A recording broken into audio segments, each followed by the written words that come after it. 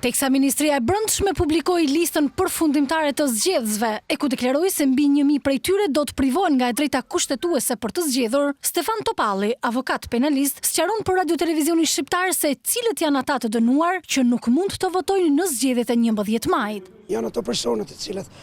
janë dënuar me vendim të formës së prerë, duhet theksuar, për vepra të rënda, për krime, të cilët janë që nga vrasje të llojeve të ndryshme, vrasje me dashje, vrasje e një funksionari të lartë shtetëror,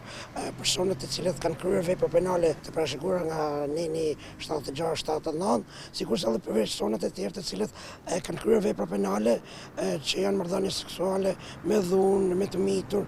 dhe relative e këtij kapitullit, pra kundër jetës, të shitja e lëndëve narkotike, ose për smarrjen e organizatave kriminale, ose shpërdorimit të detyrës. Sipas tij, pjesa tjetër e personave që kanë vendbanim të përkohshëm në institucionet e ekzekutimit të vendimeve penale mund ta ushtrojnë të drejtën për të votuar. Të tjerët të cilët nuk kanë akoma një vendim formës prerë, edhe pse janë të dënuar në shkallën e parë, kanë drejtën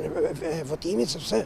përshëmbohet e drejta e pafajësisë. Në zgjedhjet e 11 majit pritet që të hapen qendra votimi edhe në burgje, ku numri të burgosurve dhe i të paraburgosurve që do të mund të marrin pjesë në zgjedhje është mbi 3000. Drejtoria e Përgjithshme e Burgjeve prej kohësh e ka nisur punën për krijimin e infrastrukturës zgjedhore, si dhe pajisjen me dokumente identifikimi të vlefshme për të gjithë individët që do të mund të bëhen pjesë e procesit dhe që e kanë të drejtën kushtetuese për të votuar.